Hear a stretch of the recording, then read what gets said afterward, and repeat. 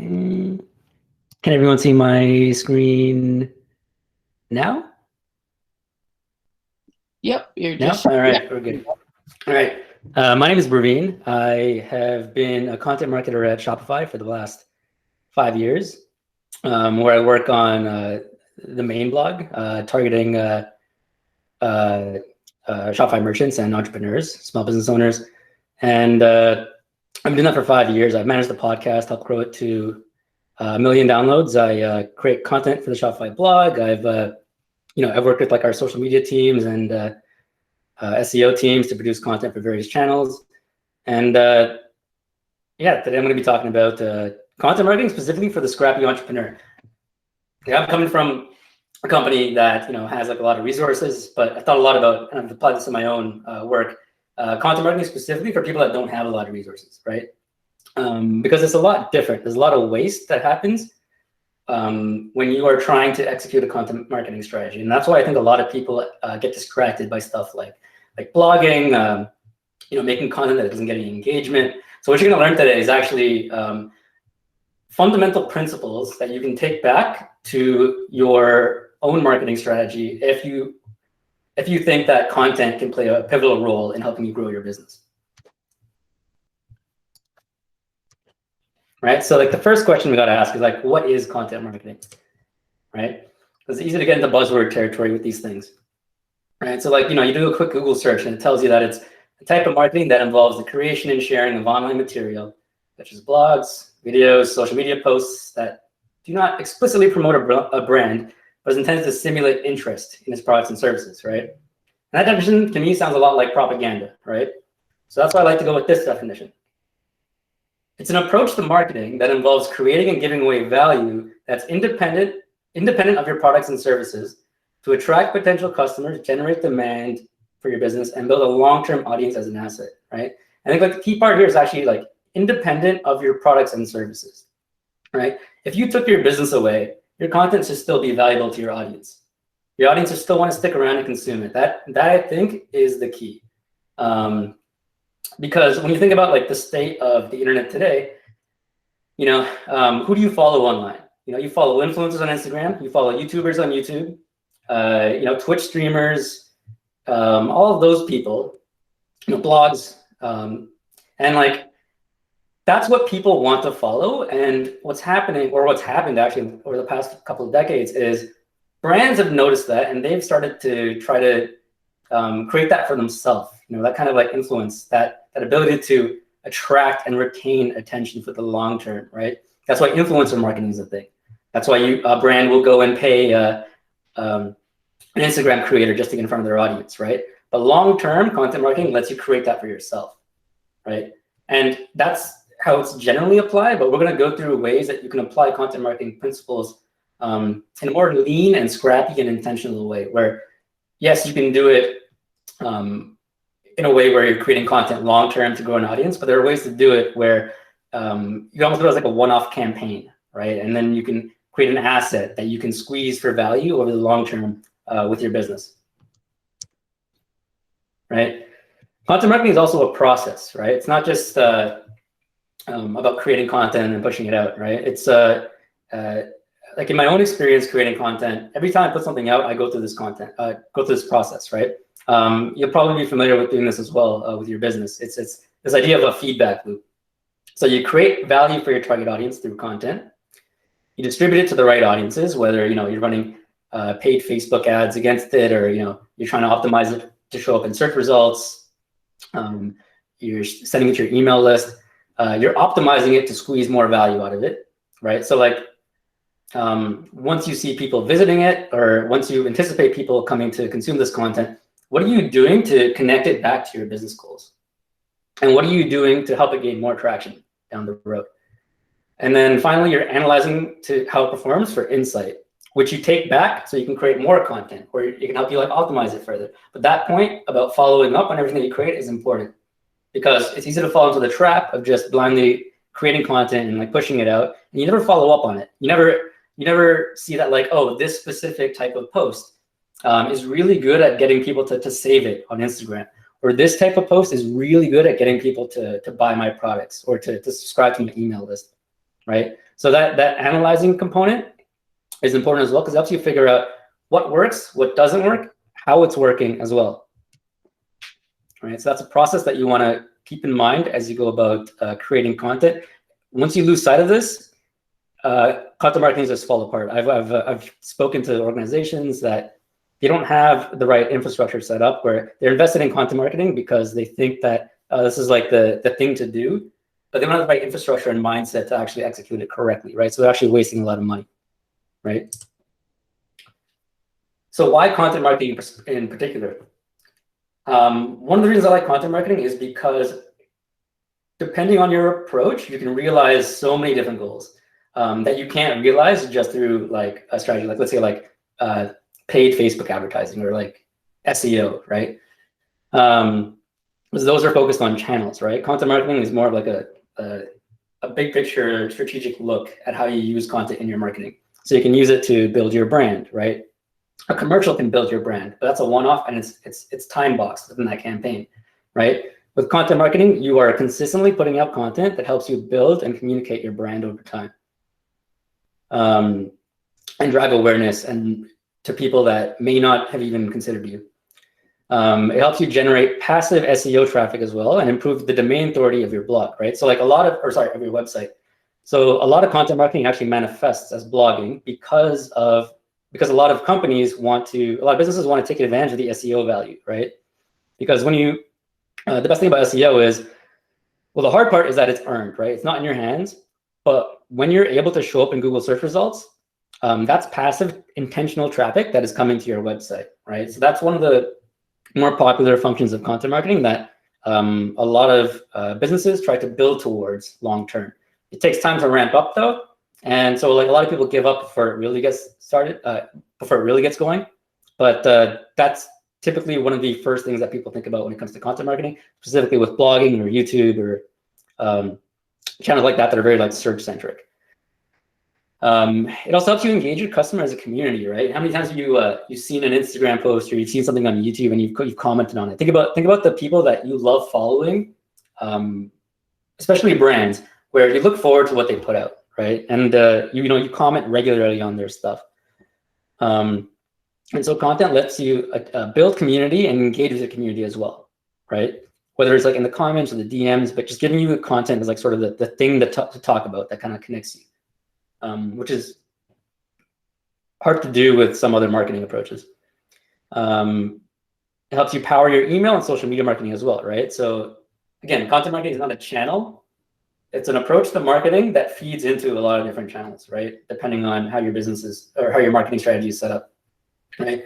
So you can use content marketing to build your email list, which is what we're gonna go into that later, and power your social media marketing as well, right? Like, for example, going back to the point about blogging, if you're blogging for SEO, sure, that's great, but you can also use that content to feed your social media calendar as well, and you can like build programming around that.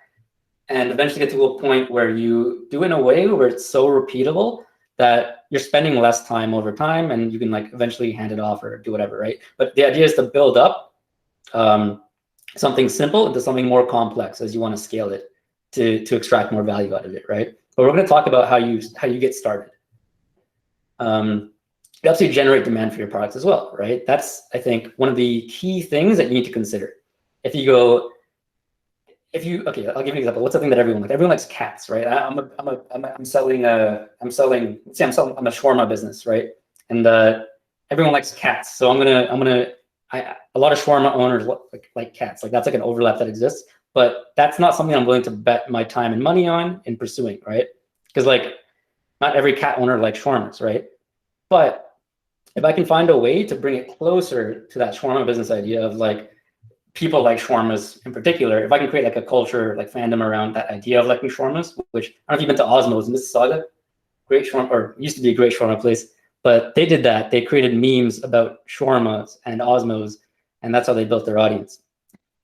And so it helps you generate demand for your products and attract people that would be interested in your product through content.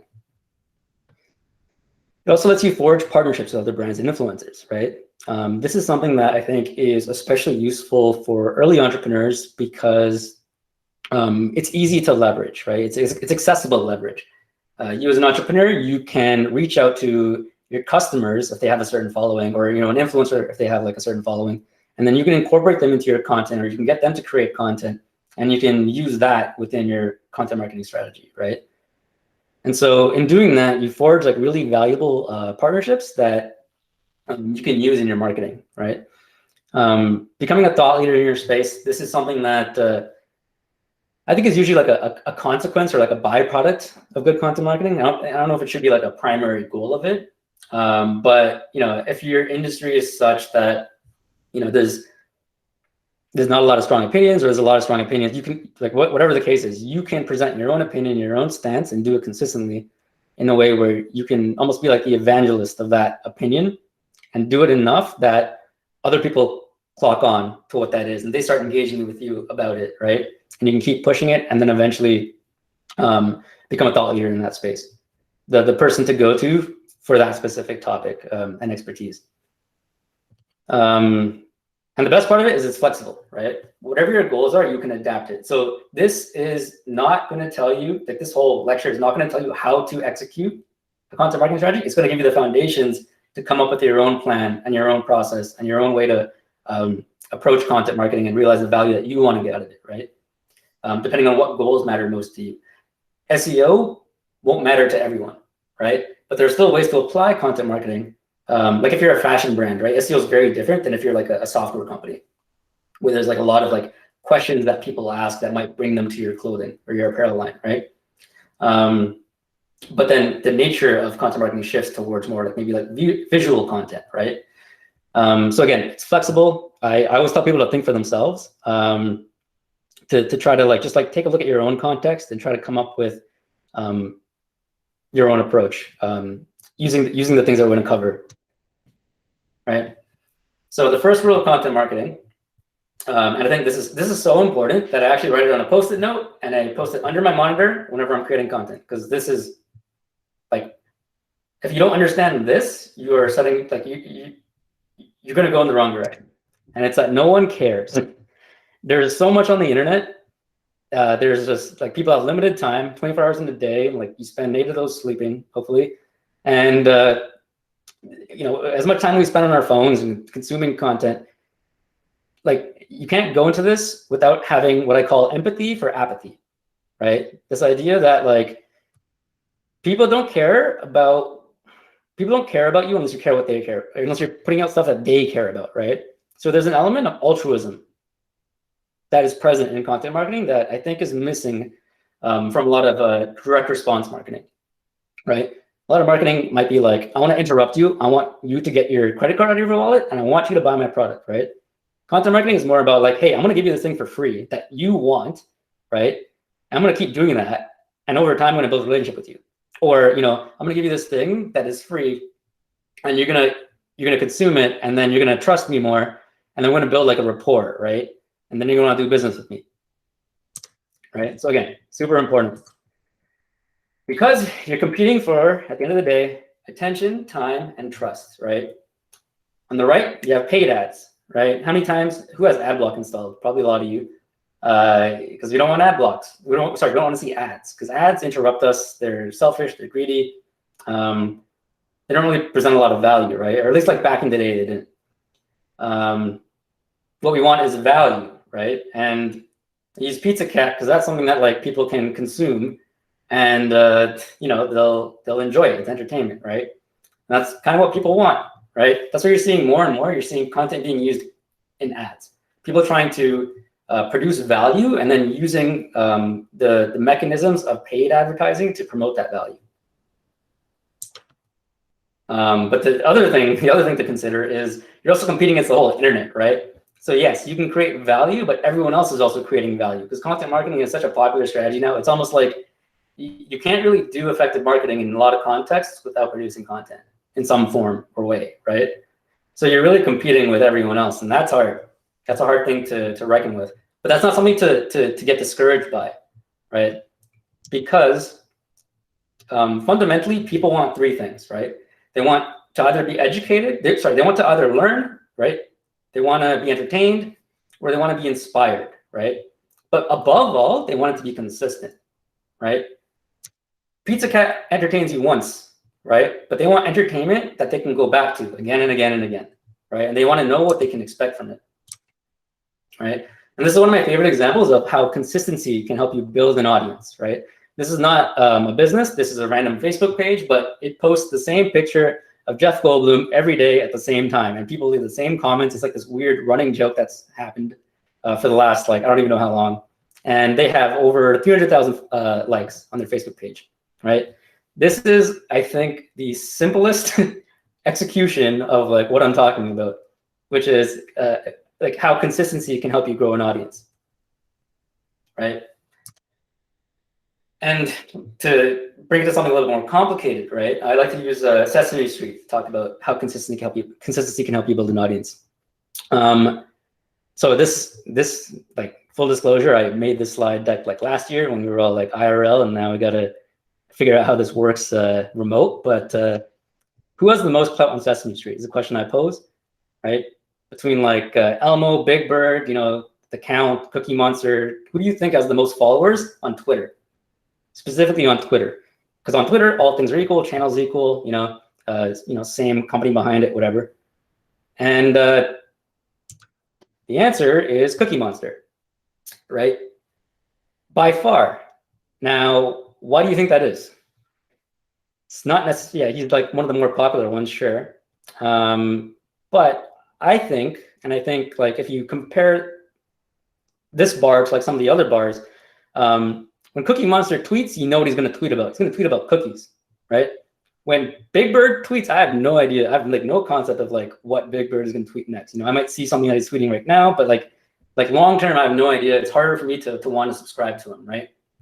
But Cookie Monster, you know, is going to be talking about cookies. Every single tweet is about cookies, right? But The Count is actually even more consistent because on Twitter, he just counts. He just counts up, right? Arguably, that is even more consistent. But what that's missing is it's not as entertaining as Cookie Monster. It's not as relatable, right? But with that thread plus consistency, Cookie Monster is able to outpace everyone else on Sesame Street in terms of followers, right? And you can see an example here, right? Like just cookies constantly, right? Now let's talk about this in a business context, okay? Luxy Hair is a brand that sells, it's an e-commerce brand that sells hair extensions, right? And so their consistency is they talk a lot about hair extensions, hairstyles, right? Hair tips and tricks. And they do that consistently, right? There are things like, you know, you can talk about, like, let's say like how to cut hair, or like things outside of their realm. They're not going to do that. They're going to stick to what they're about and then build an audience around that. And so that's a big focus of their content marketing strategy on their blog, on YouTube, you know, wherever you go to find them. It's about hair at the end of the day, which makes a lot of sense when you think about it, right? But you're allowed to be a different kind of consistent on different channels, right? So Luxy Hair's YouTube channel is very different from their blog. The YouTube channel actually uses one of the co-founders as the face, right? As an influencer almost, to get you to want to like watch and subscribe again and again. The blog is more educational and how-to, but at the end of the day, it's about hair. And so another example of that is if you want to apply this to, like, let's say a specific channel, like you're trying to grow your audience on Instagram, for example. Letterfolk is a good example of this, where their consistency is they use, Letterfolk sells letterboards where you can like write whatever you want on them. Their consistency is just like funny, like witty, like quotes again and again on their page, right? So if you were to scroll through this, you just constantly see this. And again, I think this is like one of the more brilliant examples of content marketing, because it does such a good job of combining product with content, right? So like in providing this sort of like inspiration that they do, or like it's like a mix of like inspiration and entertainment, because you can do a mix. You can do inspiration, entertainment, education all together if you wanted to. But they combine, I would say, inspiration and entertainment. And they do that consistently, right? And so they use their product in all their content, right? In a way that is entertaining. And so people subscribe, but they're also exposed to their product, right? So again, like this is where creativity comes in. The same creativity that you as an entrepreneur bring to your business when you're thinking about how to frame your business, how to position it. The same kind of creativity you gotta summon for content marketing as well, because you're trying to come up with a solid premise to fit that market, right? In a way where you're giving away this free content, this free value, and it resonates with the right people, right? So naturally, before you start creating content or doing any of that, and I think even before you start like marketing in general, you got to know your target audience. Like this is, I think a lot of entrepreneurs, early entrepreneurs, they skip this step. They think they know who their audience is, or they have like a vague idea. But do the research, do the market research. Talk to your early customers. Just get a really good sense, like of where they spend their time, who they are, where they spend their time, what do they identify as, right? Where do they hang out, offline and online, right? What questions and problems do they have? Who do they follow online? What kind of content do they consume? Are there different segments within this audience that you can speak to, right? And so, these are all questions that come together to help you build, you might call like a customer avatar or a buyer persona. I'll use like Stephen King's term for it, which is like an ideal reader. If you're gonna, what he says is like, you're not writing for everyone, you're writing to one person. So you got to have like a very clear idea of who that person is, and that's who you're creating for. Kind of a similar thing for content marketing. When you lose that focus, your content becomes unfocused, right? So it's important to answer these questions, not just in terms of like what to create, but in terms of like also like questions like, oh, where do they hang out online or offline? That actually helps you think about distribution, right? If people are hanging out on Pinterest, right? Then you want to have a way for your content marketing strategy to penetrate Pinterest, right? So it's important to have a good idea of who your audience is, according to these questions. Who do they follow online? That could help you figure out how to incorporate influencers into your content. What kind of content do they consume can help you figure out what to even create, right? Like, let's say you're selling, you have an apparel line, right? Are they going to read a blog? I don't know. I don't think so, right? But in knowing what your audience consumes, you can really inform how you approach your content marketing strategy, and just like spend less time, like taking shots in the dark, and spending more time making intentional bets, right? So again, the thing that makes your content marketing competitive is what I call this promise, right?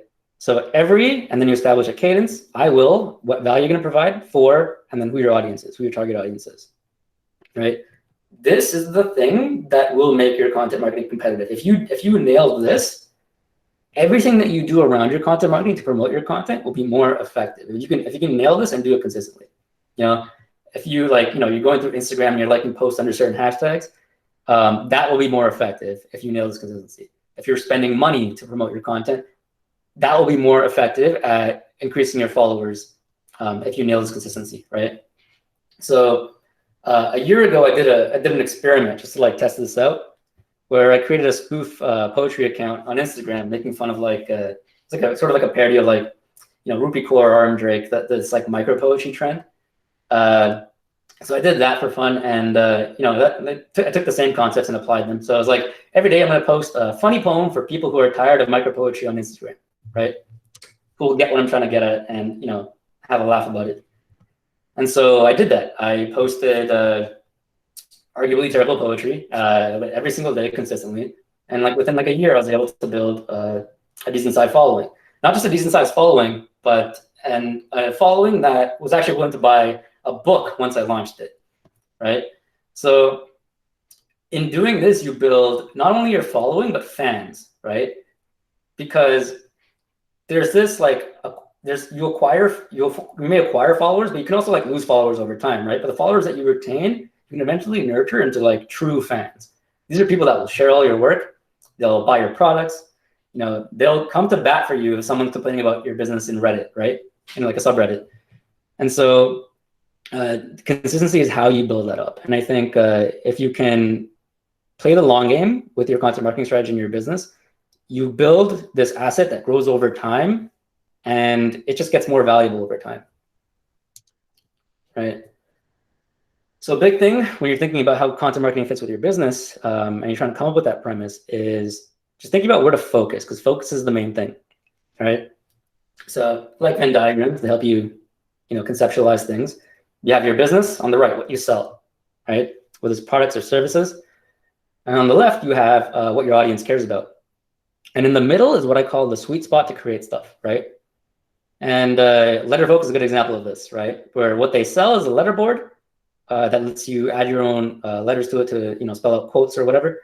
And then what your audience cares about is like inspirational quotes, right? And they have this like really nice overlap there on Instagram going, and and so what happens here when you're taking this approach is if you go too far left, your content becomes less relevant to your brand and is less likely to convert, but it's able to reach more people. If you go too far to the right, your content becomes better at converting people, but it's less optimized for reaching people, right? So that's why I think as a scrappy entrepreneur, the middle is the best place to create stuff, right? And if you can, and again, this takes creativity itself, right? Like big picture creativity. Thinking about where that sweet spot is for creating stuff. If you're more inclined to like reach a wider audience, then maybe you might go a little bit more to the left, right? If you're more interested in like just like directly selling, then you get a little more creative and you think about how to go a little more to the right. But I think this Venn diagram is useful to consider when you're thinking about like what is the premise behind your content marketing strategy. All right, so hopefully everyone here is familiar with the marketing funnel. There's like different versions of this. I think the easiest way to look at it is, usually like at the top you have awareness, but discovery at the very top, people that don't know about you and they're just now becoming aware of you. Consideration, where people are aware of you and they're like, on the fence, maybe they'll buy, maybe they won't. Conversion, that's when you got them. That's when they're a customer or a subscriber, like whatever you define a conversion as. Retention, now that's how you hold your customers. And if you can like go beyond that, advocacy, this is how you get your customers or your followers to be advocates, to go back to the top of the funnel and help you get more discovery, right? And the marketing funnel also applies to content marketing, the content marketing funnel, right?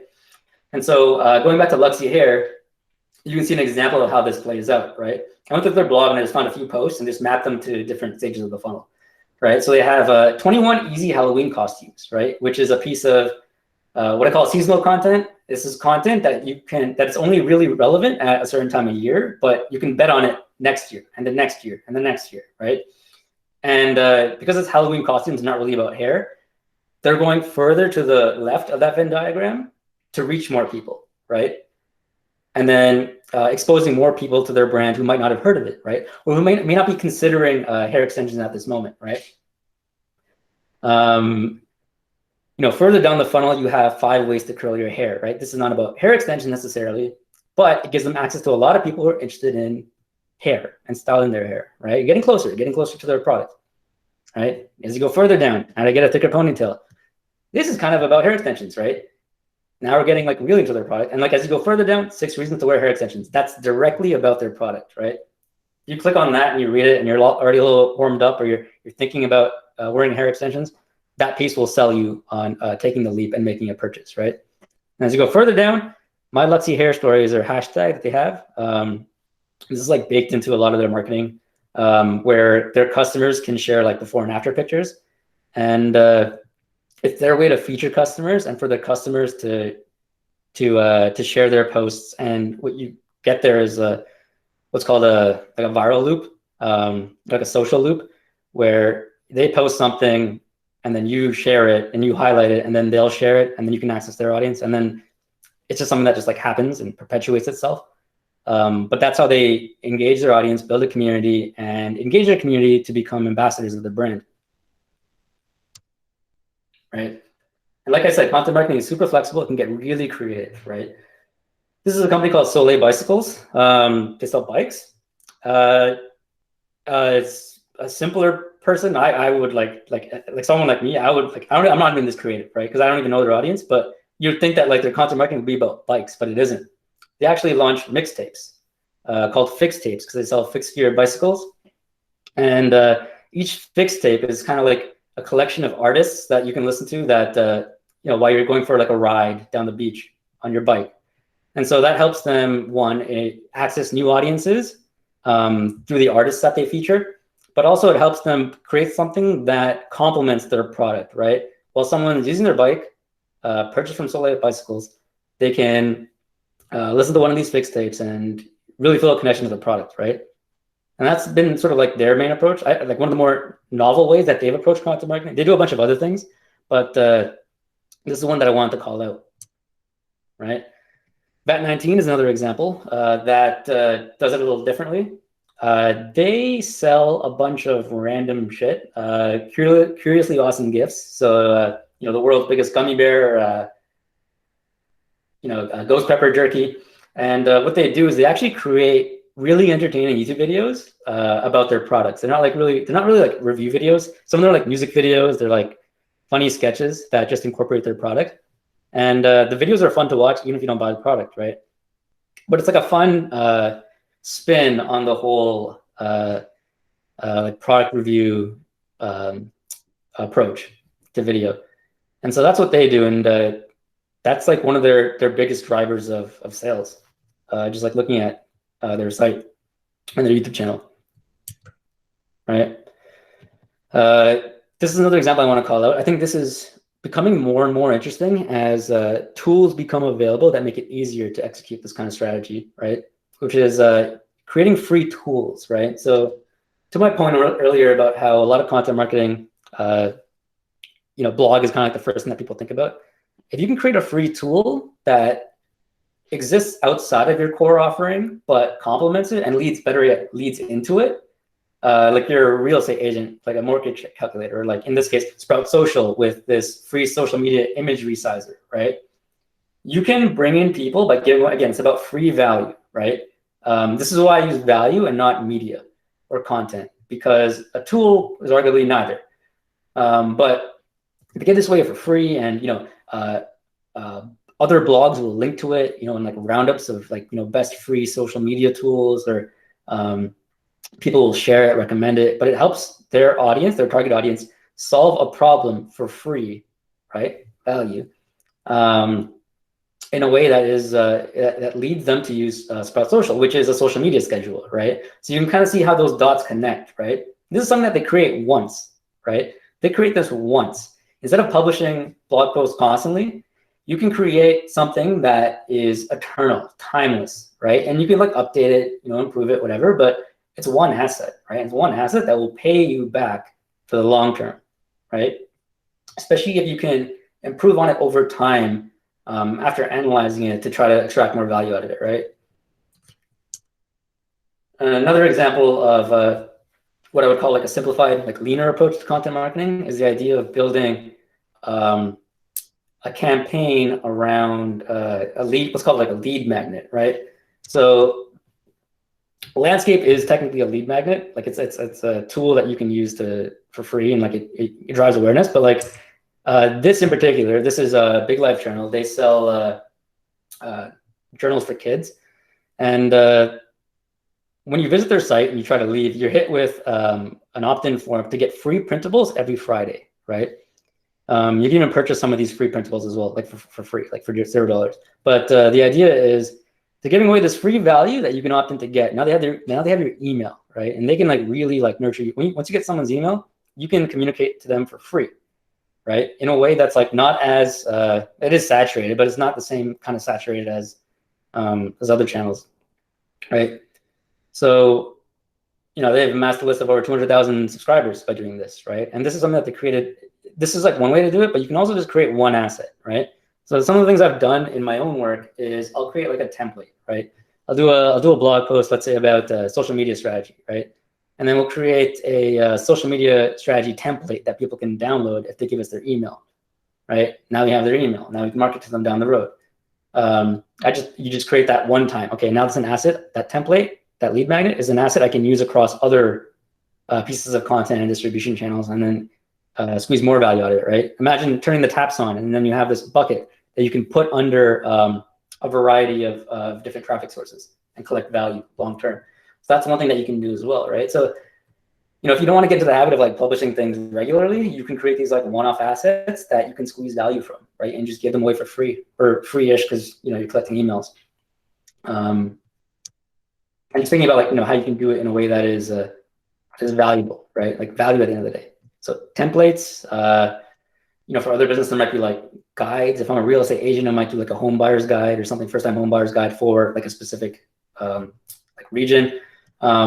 Just like, again, really immersing yourself in your context and thinking about how you're gonna apply these techniques and strategies. All right. Another approach is, this is Aura Organic. This is like the traditional approach to content marketing. I don't recommend this unless you think SEO like is going to be, unless you have the resources, basically. If you have the capital to hire freelance writers and really execute the strategy, it's hard. You have to create competitive content. You have to create stuff that you have to do it consistently. It's a lot of work, but if you do it, it will produce a lot of passive, free, intentional value for you long term. So Aura Organic sells, I think it's like vegan like supplements or something. But they, it's like a vegan brand. But yeah, their blog basically just answers a bunch of questions for people, right? Because what do you do when you go to Google, right? Half the time you go to Google with a question, right? So you can see that represented in their content, where they answer a bunch of different questions that might lead people to their products. And you can see by the nature of the question that like some questions might be higher up in the funnel, more about awareness, and some might be more about like really converting existing demand, right? And bringing that into their website. Another example of sort of the like create once and then, reap the benefits long-term approach is Doe Lashes. They sell lashes. And they have a quiz basically that helps you find the perfect lash style, right? And so quizzes are versatile things because they can be used on your website to help people choose the right product. They can also be used you can promote the quiz directly when people aren't on your website, to engage them, to just get them interested. Like think of like a personality quiz that you did, like a BuzzFeed quiz, right? Like what Harry Potter character are you, or like whatever. Yeah, like you can apply this approach different ways, but the idea of creating like an interactive asset is it's engaging. You can build a email capture into this, usually a lot of tools let you do that. You can also build like social sharing after, where someone gets the result and then they share it out, which helps you amplify, helps you access even a larger audience after someone's taken the quiz. And yeah, this is an approach I think you're gonna see like I have been seeing like more and more, especially in e-commerce. There are tools that let you build quizzes, calculators, all that kind of stuff. So you don't necessarily need a developer to do this, but yeah, just you can like Google for the right tools to execute whatever you have in mind, right? So the first thing that comes to mind when people think about content marketing is Curation, and I think that is the biggest mistake I see, because you start creating something and then you start thinking about how you can distribute it after, right? And it's kind of like you're shoehorning the thing that you're making into a distribution strategy. You're creating something without thinking about where it's going to fit, and then you're trying to optimize it for SEO, versus creating something with SEO in mind. And then, the thing that you understand what the opportunity is, and then how that's going to feed into the distribution for the piece of content, right? So always, always, always think about how you distribute the content before you create it, right? And distribution is a much bigger question than just, SEO or Facebook or Instagram, right? The internet's a big place. Everything on the internet is a potential distribution channel when you think about it, right? Everything digital. And so it can be hard to find something, to find like your approaches, right? But that's why this comes back to this idea of like knowing your target audience. Because when you know who your audience is, you know how to narrow in and focus. You might have an audience that spends a lot of time on Reddit, right? But they don't spend a lot of time on Instagram, right? And that feeds into your approach to content marketing as well. So you can create a strategy that is tailored to your context. You do not ever want to copy and paste someone else's strategy from a different context and try to make it fit for your own, because that never works. You always want to keep your context in mind when you are coming up with this strategy, and just think about how the things that you're going to create can feed into these different things, these different distribution channels, right? If I'm creating a piece of content that answers a question, maybe that question's been asked on Quora, which is a forum.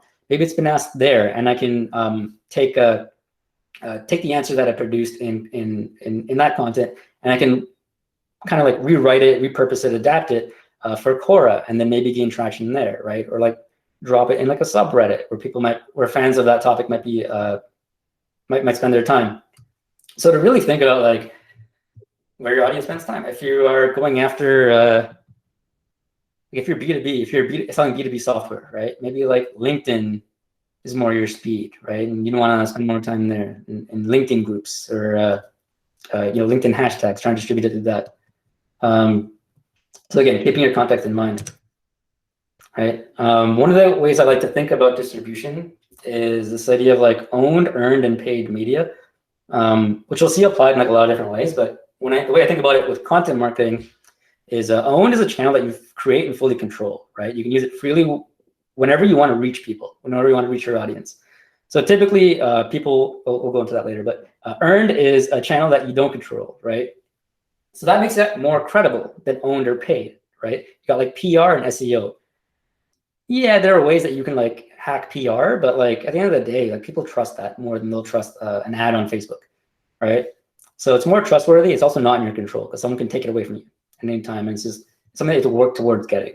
There's a bit of a hustle to it. And paid is the most obvious here, which is like the fastest way to get what you want in front of that audience, usually, but obviously you have to spend money, right? And you got to pay each time you want to use it to reach your customers, right? So keeping these levers in mind when you're thinking about distribution. And you can apply these levers generally, right? Like email is owned, right? Or like Instagram is earned or paid, right? But like within a platform itself, you can look at it like that as well, right? Within Instagram, you can have your Instagram profile, right? You can consider that owned in the sense that you can post whenever you want for free to reach your audience. You can post an Instagram story and your followers will see it, right? Earned can be something like the Explore page, right? Where that's kind of outside of your control. You really have to earn it. You really have to like work for it. It's also something that can go away eventually and you don't really have much control over it. And then paid as a lever, which is like Instagram ads, influencer shoutouts, where you only get that access when you pay for that access, right? And bigger picture, you can apply it to, just like that, the whole internet, right? Owns your RSS feed, social profile, Medium, LinkedIn articles, earned. You got links from other publications and properties to your blog, Google search results, guest posts, PR, product reviews that people leave. Again, another thing about earned is you don't necessarily have control over how it shows up, right? So you can get bad earned, you can get bad press, and that's outside of your control as well. You can get bad reviews. Forums, Quora, and Reddit, this is kind of left up to the wisdom of the crowd. If your answer is the best, it'll rise to the top. If it's not, it's just noise. And then social shares as well. You can't force someone to share your stuff unless it's like your mom. Every social platform, every channel pretty much has like a paid component to it that you can like figure out. Pretty much every Reddit has ads, Facebook has ads, Twitter has ads, Google has ads. If people spend time there, there's ads. That's a good rule. Or there's a way for you to pay to reach people. This is more on a more granular level, how you would apply it. So to the example of Instagram, owned would be stuff like, you got product tags and IGTV, which you own and you can post them whenever you want. Earned hashtags, story reshares, user-generated content that other people share, pointing to your profile. Comments you leave on other people's content, which I think is something that is important to consider as part of your content marketing strategy, is community management. As you're producing content, as you're producing this digital footprint on the internet, you're going to make connections. You're going to be exposed to like all these other accounts that you want to network with, and commenting on their stuff. You can think of that, like that comment, as a piece of content, right? If I publish a blog post, I get comments from people sometimes too, right? And like, I know at the end of the day, they're commenting on my stuff because they want that exposure. But they're leaving valuable comments and they're doing it regularly, or they're kind of like a part of that piece of content, right? And then they got a link in their profile that takes you back to their stuff. And it's just something that they do here and there over time. Fun tip is on a lot of platforms, you can turn on post notifications. So you can be the first person to leave a comment when a new piece of content goes up, right? So when I was growing that poetry account, I turned on post notifications for larger like Instagram posts that kind of had the same kind of vibe. It was kind of a comedy account, and I would just leave comments on their stuff. It would be the first comment and try to be the best comment, and you steal their followers that way. You can do that on YouTube. You can do that on Instagram, Twitter. I recommend it. It requires a bit of elbow grease, but it's free and it's pretty effective for gaining followers. Good high quality followers, just to make that distinction. And then we went through paid, right? So that's distribution, right? And then once you've really thought about how your content's going to be distributed, or what all your options are, right? Question comes up about like how to convert, how to create content, right? And going back to the idea of like your target customer, that persona that you've created, you can use that to inform what you create, like what medium, what format. Maybe it's a podcast, a video, whatever, and we can distribute it, right? But once you're there, creating content, like what do you talk about, right? Okay, you have a podcast. What are you going to cover? You have a blog. What are you going to write about?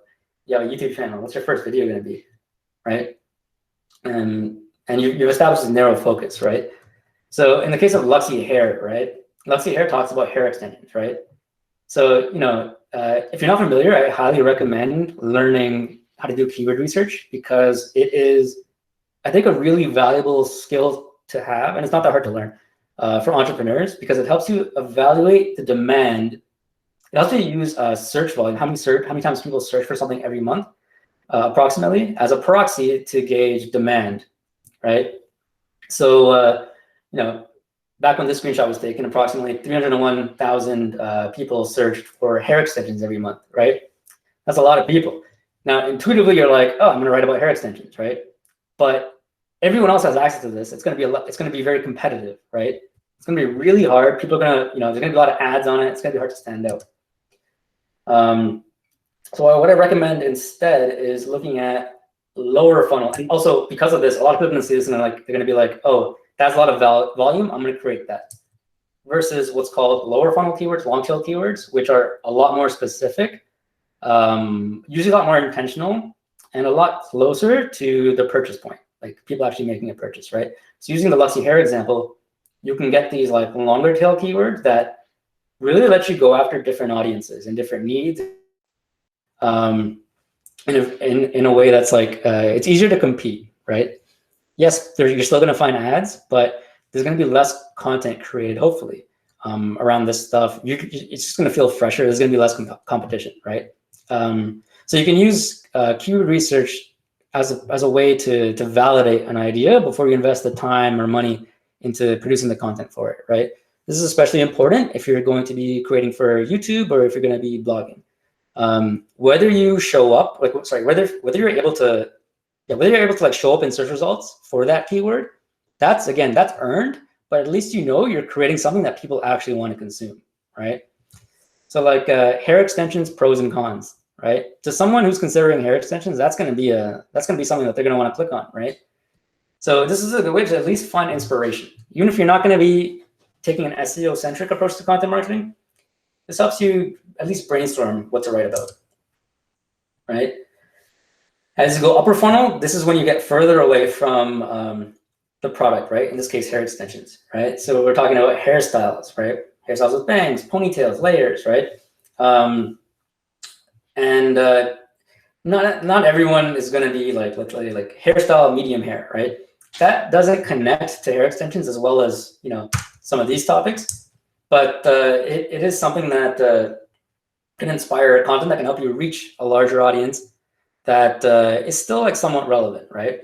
It may not be something that like for sure everyone who reads this is going to buy, but the people who read it are going to be exposed to your brand, right? Which is still a win, right?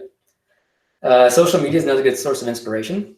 CrowdTangle is no longer like Facebook acquired it and they ruined it, so I don't recommend that one. BuzzSumo you can use for free-ish, but it's just the idea of like you look at what's already working on social media, what's already and where it's working in particular, right?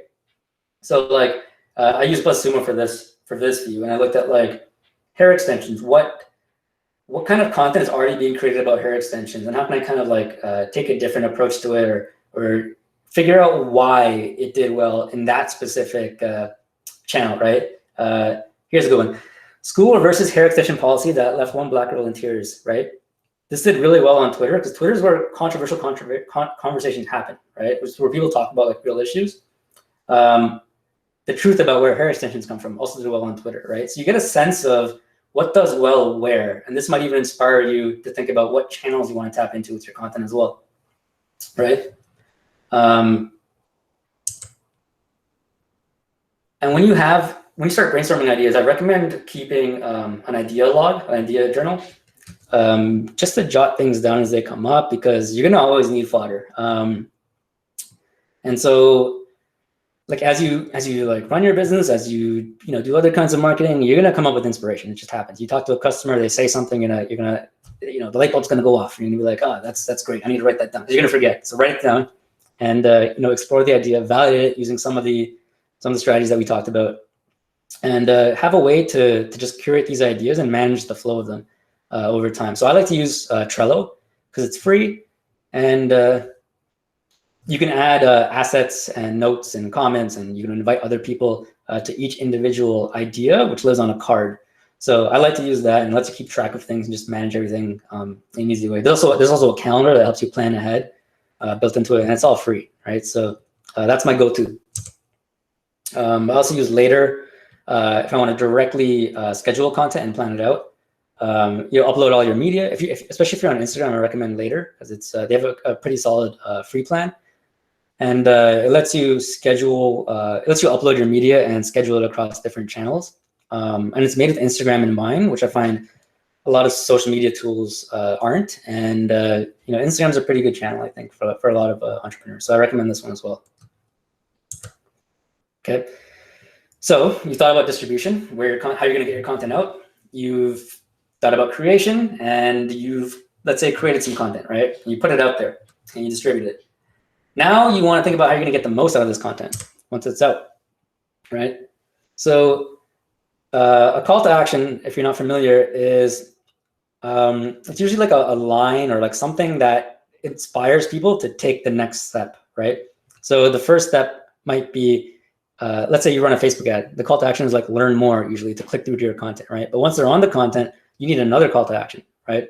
And like, let's say it's a blog post, right?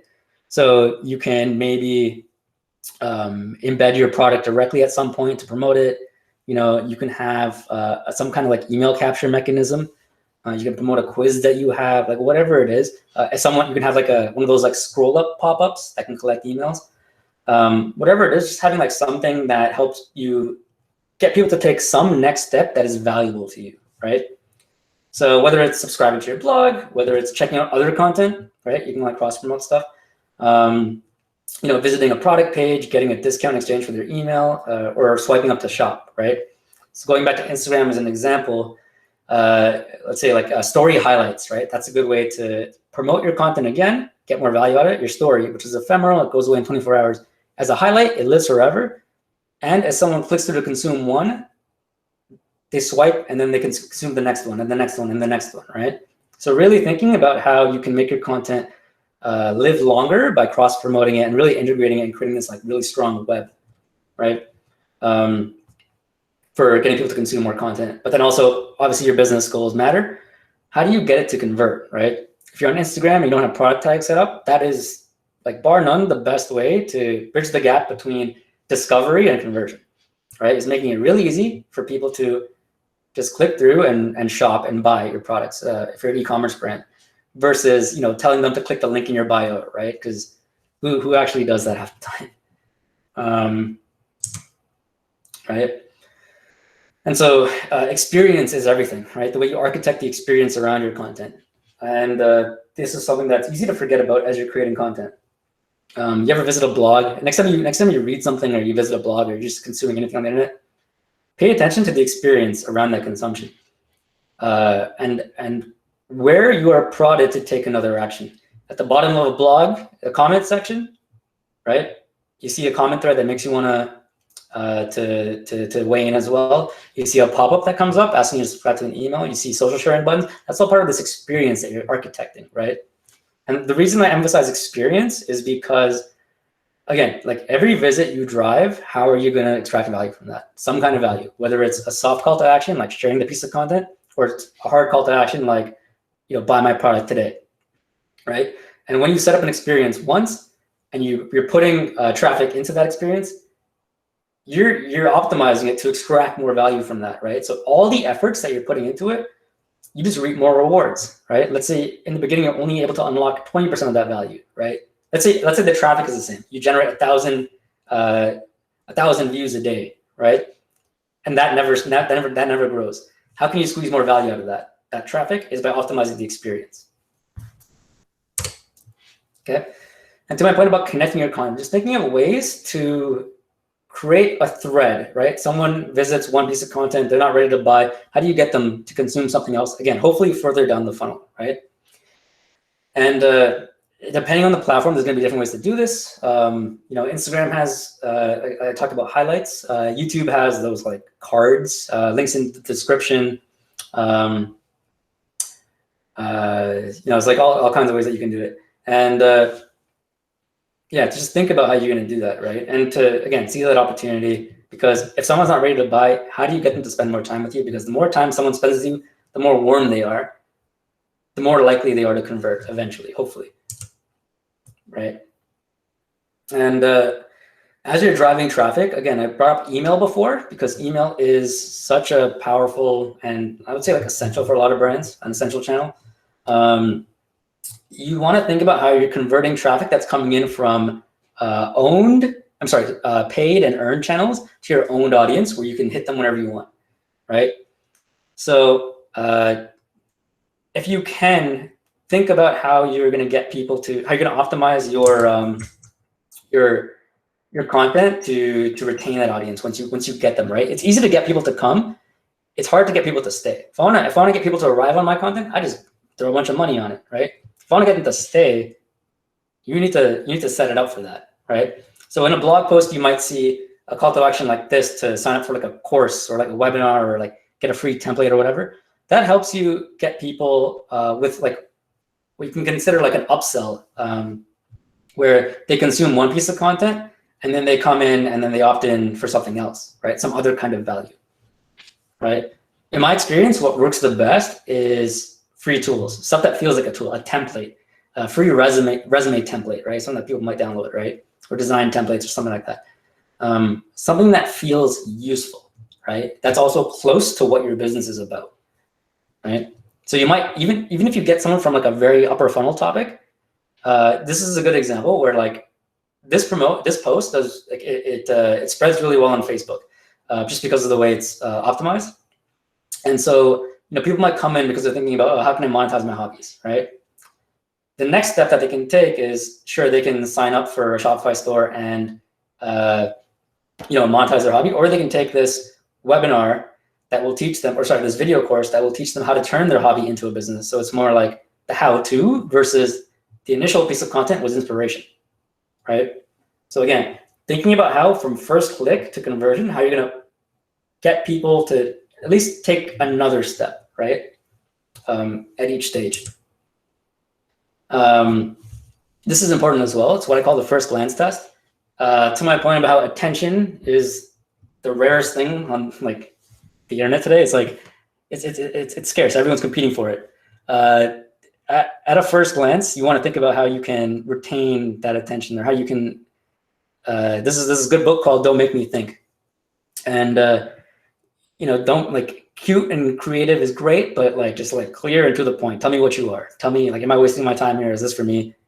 What do I do? Like, just tell people that, right? And so How to Cake It as a YouTube channel that does this really well. They got a video trailer at the top that you can watch that tells you exactly what the channel is about. Or so they have a pin video here, but they have like a description as well. They have a cover, a banner. Everything's kind of like set up to make it easy for you to figure out what the channel is, right? A lot of people, they start doing, they start creating content and promoting it, but they haven't optimized their profiles to convert that what's called an impression, which is like that first glance, into a follower, right? And again, this is one of those things that when you set it up, all your actions become more impactful, they just drive more value, right? You know, as you're sending traffic to this, whatever. Yes, you're giving this content away for free. But always keep in mind that people still pay attention. They're not paying money, but they're paying attention. Right? So you want to make sure that you're set up to convert that attention into a follower if you can, by being clear. And again, about the importance of first impressions is, and like just like this idea of empathy for apathy. Think about all the times that you're mindlessly scrolling through your feed, right? And what do you stop for, right? You stop for things that get your attention like that, right? And so you have a lot of different ways that you can go about getting that attention, right? So like someone might share a blog post with like the headline on the image in like big letters, you know, vibrant, because that will arrest a person's attention better than like a random stock photo that you found for free, right? What's another example? A Facebook video, right? Or like a LinkedIn video. Having captions on the video is super useful for retaining attention and capturing attention, because a lot of people consume their feeds with their sound off, right? And so when you have captions or words like in that first frame, it helps people stick around because you're giving them a way to consume the content even with their sound off, right? You're missing like probably like more than half your audience if you don't optimize for that, especially with video. So that's something to keep in mind as well, right? And over time, you build up systems and processes for doing this more efficiently. The first time you do these things will always be the hardest, but you create something that is repeatable, right? And you can apply it to your content over time. So a banner like this, you can create a template, or you can like, you know, set up something like Canva, a free design tool to create these, or, you know, you have a graphic designer or whatever, and you just create a system where it just becomes less work over time. And you can pull on this lever better in each piece of content as you produce it and put it out. Okay. Another thing to consider is how you are going to reuse the content, repurpose it, and reshare it. Okay. I don't like using the word content as much as I like using the word asset. Asset feels like it's something that I can like squeeze value out of over time, right? Something that can like increase in value if I wanted it to. Content feels ephemeral. It feels like I wrote an article and then, you know, it's no longer relevant next week. Whatever the case is, when you're taking this approach to squeezing value out of it, you can create once and then distribute it again and again, or, you know, take something you created for TikTok and then, you know, use it as an Instagram reel. Just thinking about how you can create something once, take one idea that, you know, maybe it's like optimized for one channel, like creating something for TikTok, right? But then thinking about how you can repurpose it for another channel, like an Instagram reel, or, you know, that vertical format. And so podcast is an example I always use because it's audio and the distribution is usually through iTunes, right? Or Google Play, Spotify. And so, you know, it lives as audio, but you can also make it live as video. You can make it live as a quote graphic, right? And you can take one episode, one podcast interview, which is if you never recorded a podcast, it is work. You got to find the guests, you got to sit down, record or whatever the format is, produce the show, and then you know, put it out there, distribute it. And you want to make sure that each episode has like a good launch, like a solid launch plan, right? Because a podcast is something that you do weekly or whatever your cadence is. And you want to make sure that you have an infrastructure set up where you can realize that value fully, to its fullest extent, because it's hard to. Podcasts are weird. Like it's like a weekly thing. It's like a subscriber type show. So you're trying to get people to return. So your podcast goes out. You have a quote graphic to accompany it, maybe that you maybe like tweet out, and then it links to the actual episode. Or you have like a social video, like snippet, like a trailer that teases the episode. You know, you can create a video version of the podcast, so that way you have video and audio from the interview.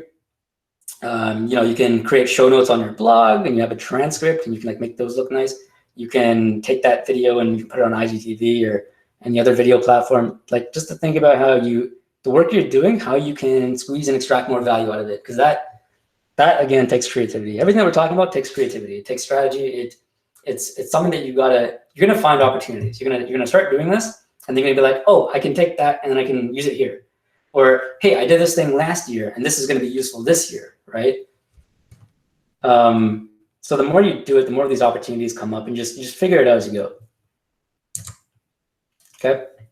And we talked about lead magnets a little bit earlier, but if you can create a lead magnet that you can give away for free, and again, this is more the asset approach, that you can give away for free and extract value.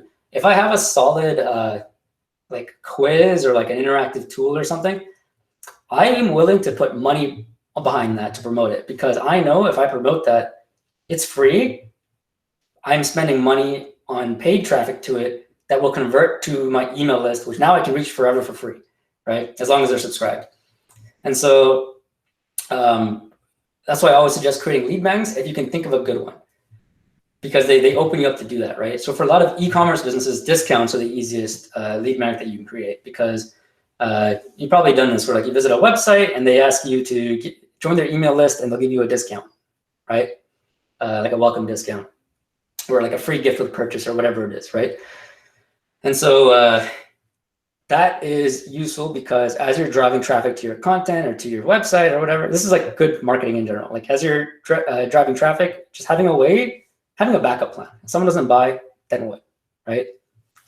And the next best thing is getting their email, usually, right?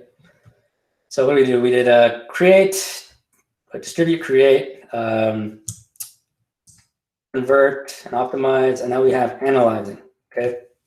Now, following up on your content and what you create is how you keep your finger on the pulse of your audience and figure out what is working and what isn't. Every time you put something out there, you get a chance to get feedback, and it's a chance that you should take, because you'll find that like, you know, some Instagram posts get DM'd more often than others, right? And you like, as I talk to creators all the time, and they tell me this, like, they obsess over their analytics. You don't think like creators will be metrics minded, but like the good ones obsess over their analytics. Every time they put out a YouTube video, they're in YouTube analytics and they're like, oh, people only watch like this far, or like, you know, whatever the engagement is. And like they use that, they internalize that, and they bring that back to the creative process next time, right? So when you expose yourself to this, you learn, you improve, you iterate, you test things, you figure out what works, and you get a really good idea, and you learn over time. And so content is also a good way to learn about an audience. If I want to test something, if I want to test a product and I'm not sure whether it's going to resonate with my audience, I can use content to do that, right? Content is like the easiest way to test the product idea. Whether it's a poll on Instagram to get people to weigh in on whether you should build something or not, you can give them like 2 different versions of design and get them to vote. And so again, feedback that you can get, that you can take, and then you can bring that to business decisions that you make. So there's a lot of things that you can measure, especially when things are digital.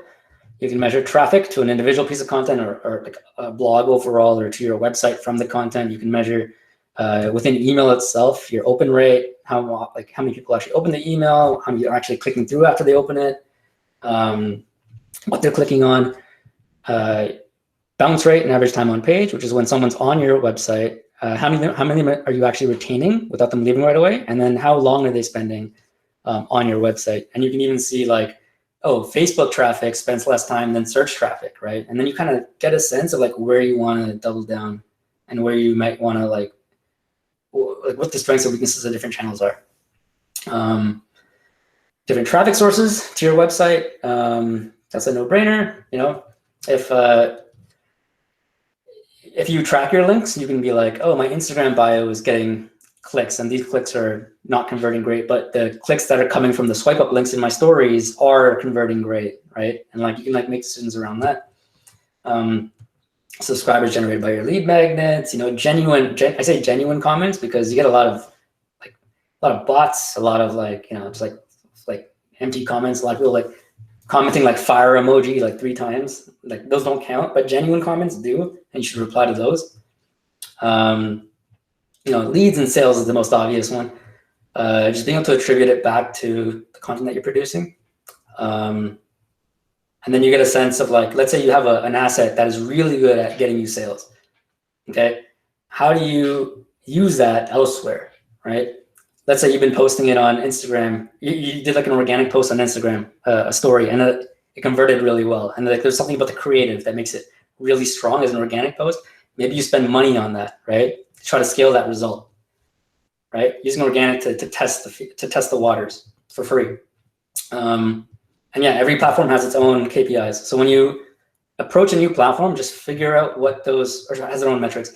When you approach a platform, just figure out what those metrics are. What can you measure, and what can you learn from what you measure, right?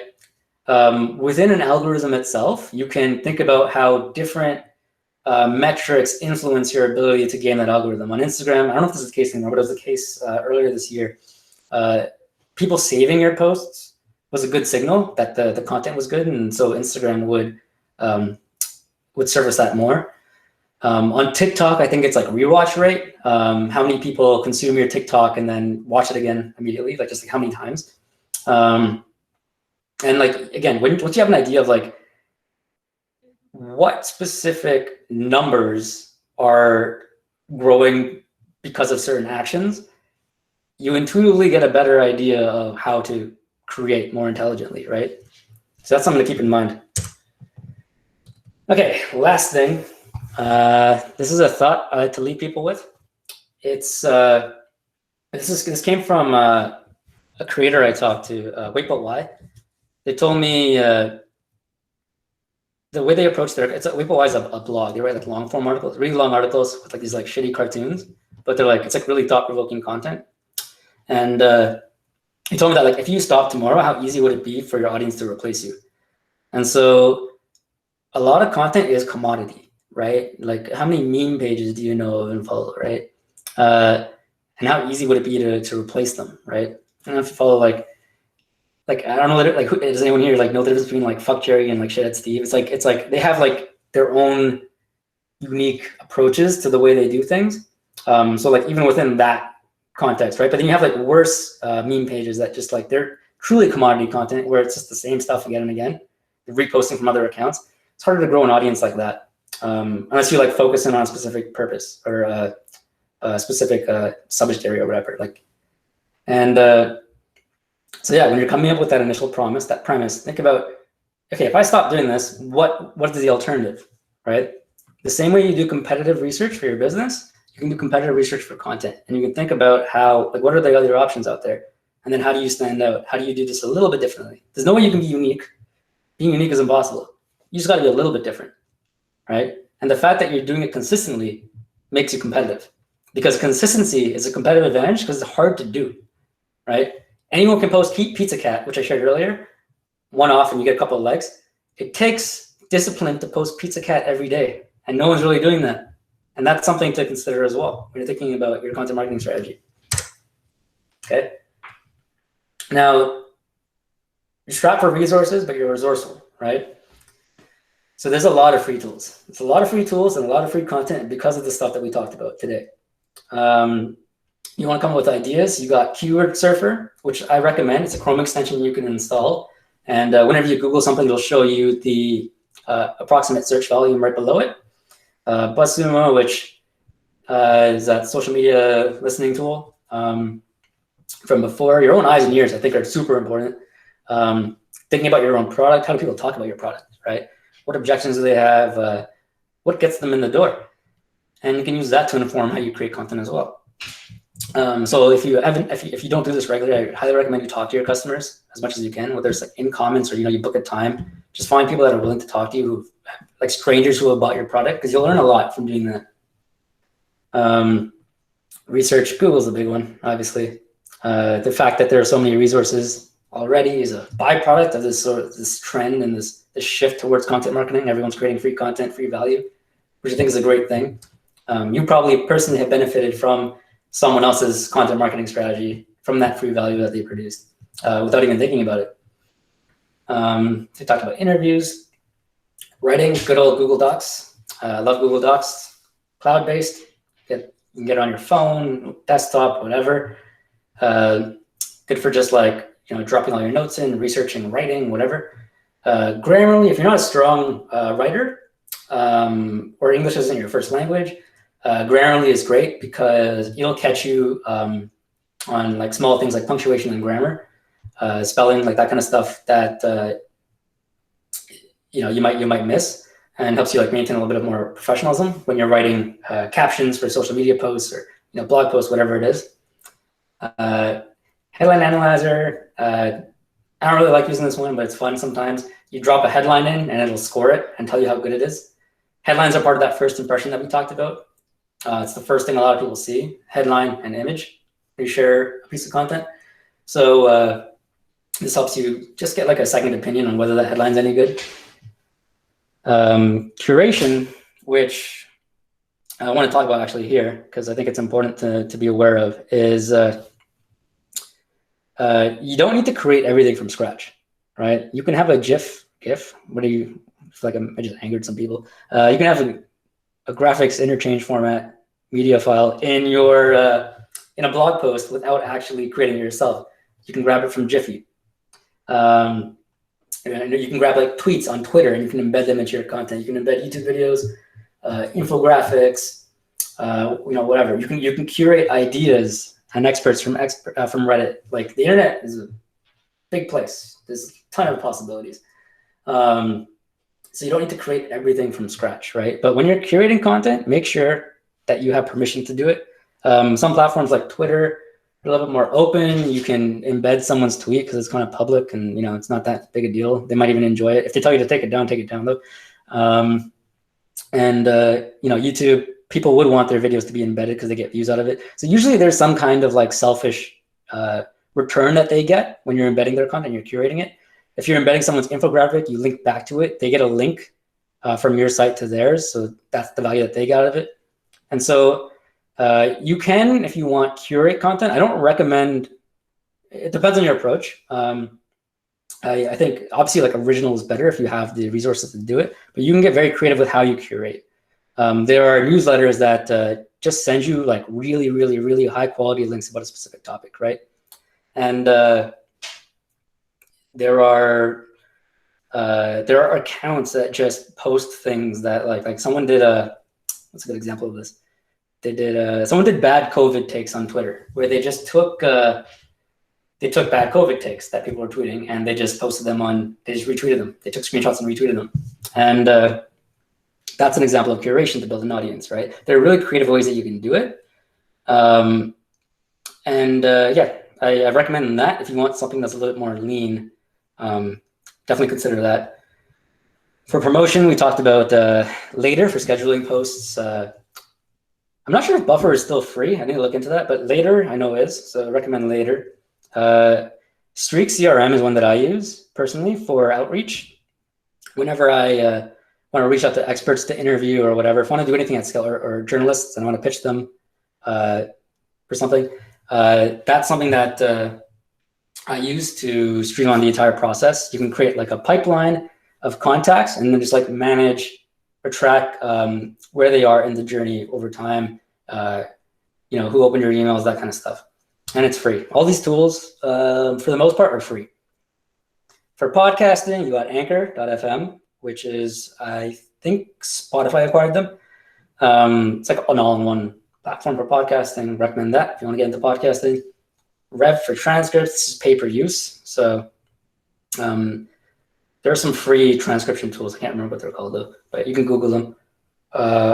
Audiogram for making like little like social cut downs of your podcast that you can promote on like in a vertical video format or a square video format. For lead gen, you have it's like a bunch of these. Privy, Sumo, Add This, Lead Pages. Some of these aren't free, but they help you build. They're not free, but they're cheap. If they're not free, they help you build lead magnets and capture emails to complement your content marketing, and help you also deliver your lead magnet to your audience after they give you their email. For visuals, you got Canva and Trello. There is like I love Canva personally. I think it's like I suck at design. I have like no eye for design whatsoever. I'm strictly a writer, but Canva makes me look okay whenever I do have to design. It's free. It'll automatically it'll give you templates that are optimized for specific dimensions, for specific channels, for specific purposes. So you want a YouTube channel, they'll have the dimensions set up for you. If you have an an Instagram story, they'll have like a template for that, and the right dimensions, and so it's super easy to use and lets you create content. So it's good for like if you want to do like ads as well. If you want to create like designs around your content, like a banner for your blog post or whatever, it's good for that. Stock photos, a lot of free stock photos. The trick is finding free stock photos that don't look like stock photos. Burst by Shopify is one. Pixabay, Unsplash are some others. If you can shoot your own photos, that's always good. Google loves original content, original media. So if you can create your own original photos, if you can partner with an influencer who can help you create or shoot photos, that would be great too. Video, you got Adobe Spark, which is kind of like Canva for video. Lets you create nice videos. You can do like explainer videos, product videos, whatever, as long as you have the footage. And it lets you like edit and like add elements to it. Lumen 5, which lets you, Adobe Spark is free, by the way. Lumen 5 lets you do editorialized videos. So one of their features is you can import a blog post and it'll take the entire transcript and let you create like an editorialized video version of it. So you can have a post about like, tips to focus better or whatever, right? Blog post, long form, and you can convert that into a video for social media using Lumen 5. And then YouTube has its own editor as well. A lot of these tools actually do have their own editor. Instagram has Reels, TikTok has its own editor. So you can actually just use those tools. You can actually get pretty far, as you'll see like from a lot of the people that you follow on these channels, they just make do with that. So if you're creative enough, you can do the same. For analytics, I recommend Google Analytics because it's the go-to. It's definitely worth installing on your website if you haven't and setting it up. That'll give you everything from that'll give you insight into like where your traffic's coming from, how much time on a certain page, specific traffic is coming from or spending. You can set it up for e-commerce, so you can get a sense of like revenue by traffic source, that kind of stuff. It's free as well. And then again, each platform has its own analytics. For outsourcing for content, Upwork, I think, is the best compromise between quality and price that I know of, where you can find decent help for an affordable price. Fiverr, you can find help as well. And your own personal network as well, right? It's always good to work with friends on this kind of stuff. So if you have a friend that can help you with creating your content, and it's just fun to work on, you can do that. And yeah, that's it. I feel like I'm under time, but I think we're good. All right, so we got questions in this doc. Oh God, what would happen to the Cookie Monster who went on a diet? He'd lose followers. Imagine, oh, this is good. This is actually a great question. I'm gonna spin it into a great question. If the Cookie Monster all of a sudden started talking about spinach, that would be weird. He would lose followers. I've seen this happen. Like I've seen there's this tool called Social Blade that lets you look at the follower history of certain accounts over time. And there's I don't know if you remember Will It Blend. It's like that YouTube channel where they would take random objects and just try blending it in their Blender product, Blend Tech. And they try like iPhones and like I don't know like rocks, whatever. And that was their consistency. They stopped doing that and they started doing like boring ass like regular like product videos, and they lost a bunch of followers. So if the Cookie Monster went on a diet, he would lose a bunch of followers. And he wouldn't be Cookie Monster, he'd be Spinach Monster. You're welcome. This is cool. It's like we talk to each other in a doc. If you contemplate other types of startups, do you accept ones with...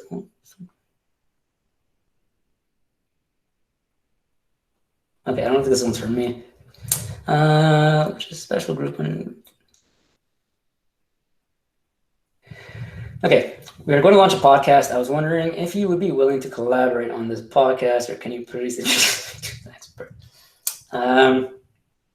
I can't. I'm not doing any consulting, so I'm going to skip those questions. I would say, like, there are certain hires that you need. You need an editor, unless you can do it yourself. Interviews, if you're comfortable hosting, you can do it yourself. I'd recommend you try to fill as many roles as you can in the beginning and then outsource, because at least you'll have experience doing it. Again, it's always hard to do the first time, but you create that pilot, then you can figure out how to streamline it down the road, how to outsource, how to hand it off. If you really don't have the skill set, then you can hire for it. Is it better to create articles as stories or thought leadership if you go to B2B? It depends. This is always like, this is the answer to like everything, and I hate saying it, but it depends. Articles as stories or thought leadership. I think you can do both. If you're going to do written content, you can weave thought leadership into your stories. Thought leadership isn't like it's not a genre. It's a byproduct of the content that you're creating, right? I could do a how-to educational piece of content and I could weave thought leadership into it. Or I can do something like that's like strictly like opinionated, like an opinion piece. And that is just like straight up thought leadership. Stories are good because they let you incorporate experts or your customers or whatever, and you can tell a story around them. Maybe they'll share it. If you're trying to like pull on something a little bit more emotional, stories are great. A lot of brands that focus on entrepreneurs will do a lot of storytelling because entrepreneurship is a very emotional thing. So there's a lot of like good material for stories to tell there. Thought leadership might be like you might be a brand that's trying to create your own category that doesn't really exist. You're really trying to convince people that the way they're doing things is wrong, right? And you want to there's a better way to do it. I'm trying to think of a good example right now off the top of my head. Influencer marketing, like influencer marketing doesn't work for a lot of people, right? That's a pain point that you can like pull on. So you can be like, influencer marketing sucks. It's dead. I'm going to call it something else, and this thing is better, right? But it's basically influencer marketing. So you see that a lot. Companies doing that where they are basically the thing that they're telling people they're not. But they do it in such a way that it's it just feels fresh and different, and then they make it a thing. Drift is a good example of this. Drift is basically a chatbot, but they created conversational marketing, I think it's called, which is a buzzword, but it's also a category, right? If they build themselves as a chatbot, they're competing with every other chatbot on the market. But if they build themselves as something made up, like a conversational marketing tool, they got no competition and all the attention, right? So that's something that you can do with thought leadership content as well. It's like create your own category. How do you measure brand, and how much time should I spend on branding versus getting customers? It's always good to get customers, obviously. But a lot of times it's hard to, like, you want to do what makes you money, no matter what, like, you're doing as an entrepreneur. You want to double down on what actually pays the bills, like what actually is making you money. And then you can go for like second tier priorities.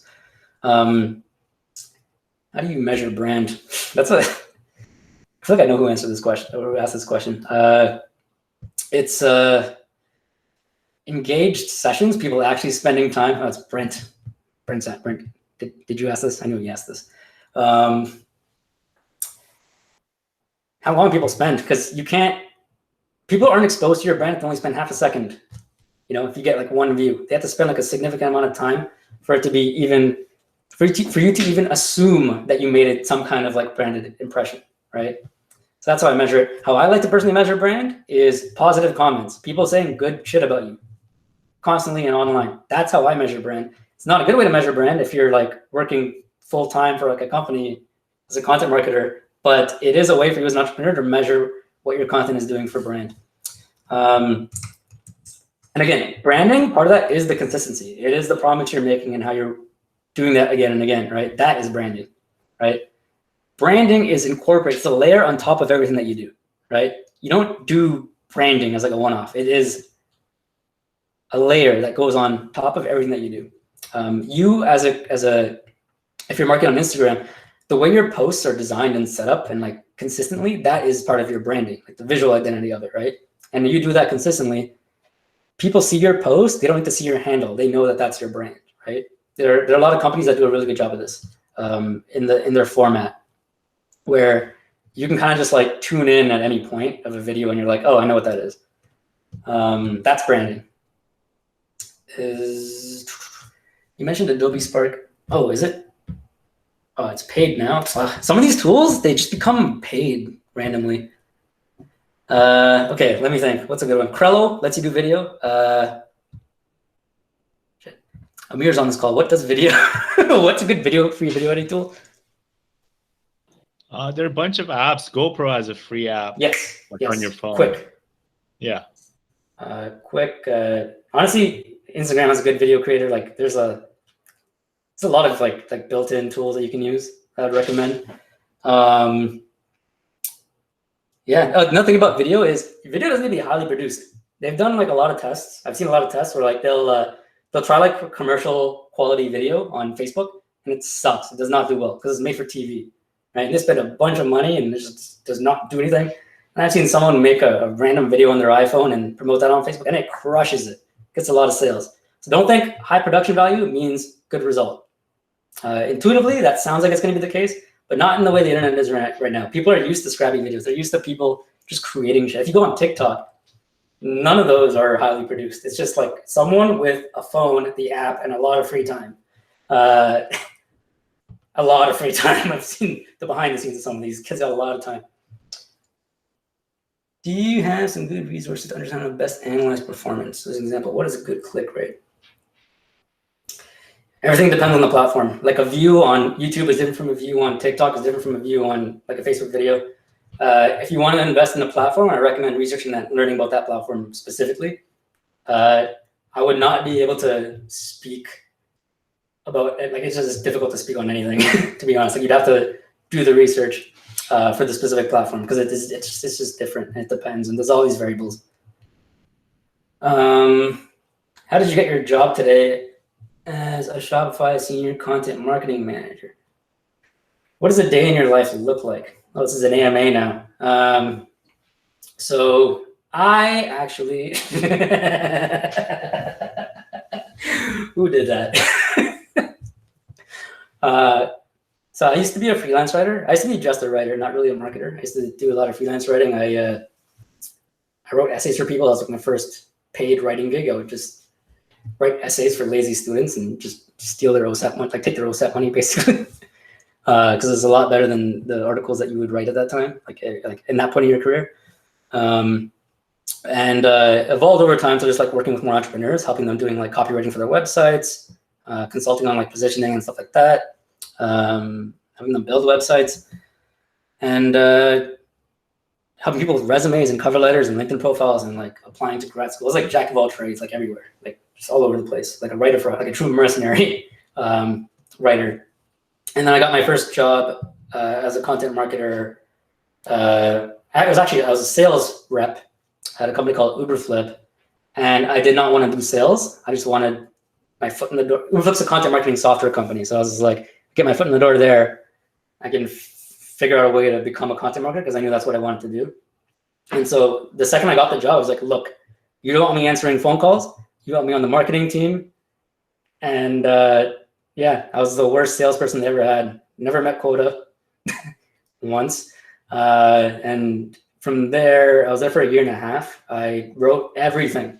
Like I wrote copy for the product. I wrote infographics, SlideShare presentations. SlideShare is like a PowerPoint social media platform that LinkedIn acquired that's now dead, pretty much.